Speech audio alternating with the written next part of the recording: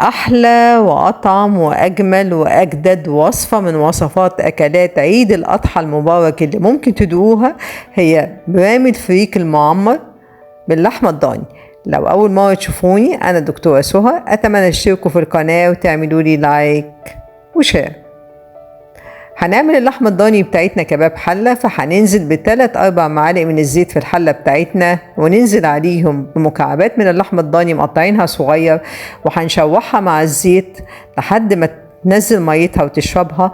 ننزل عليها ب3 بصلات كبيرة متقطعين جوانح أو جوليان، ونقلب البصل كويس مع اللحمة، وننزل عليهم البهارات بتاعتنا عبارة عن ملح وفلفل وحبهان مطحون، ونقلبهم كويس قوي، ونغطي على اللحمة بتاعتنا ونهدي النار ونسيبها تستوي كويس قوي. لما يستوي كباب الحلة بتاعنا، هندهن البرام بتاعنا بمعلقة كبيرة من السمنة البلدي، وننزل عليه بنص كمية الفريك اللي احنا غسلينه ونقعينه نص ساعة في مية مغلية، وبعدين هننزل فوقيه باللحمة الضاني بتاعتنا اللي احنا عاملينها كباب حلة، ونسويها كويس قوي على نص الفريك الأولاني، وهنغطي اللحمة بتاعتنا بالجزء التاني من الفريك ونسويه كويس، ونبدأ نحضر السائل اللي احنا هنسوي فيه البرام بتاعنا.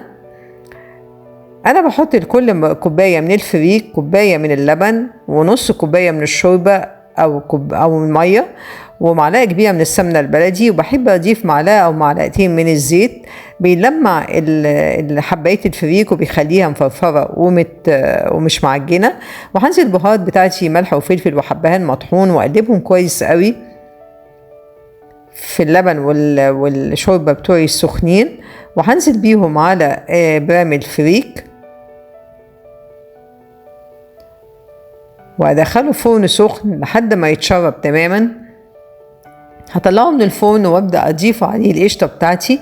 لكل كوباية من الفريك بضيف معلقة واحدة من القشطة، وهسويها كويس جدا وارجعه تاني الفرن علشان الوش بتاعه يحمر ويطلع لنا بالشكل الرائع الجميل ده، اللي مش قادرة اقول لكم قد ايه ريحته رائعة وشكله جميل. وكل اللي بيحب برام الرز المعمر اكيد هيعجبه جدا برام الفريك، لأنه حاجة جديدة، وقد إيه بيبقى شكله جميل ومشرف جدا في العزومات، وطعم اللحمة فيه مختلف جدا. ولما بنحط اللحمة وهي معمولة كباب حلة بتبقى أحلى كتير جدا من لما نحط اللحمة وهي متشوحة بس في السمنة.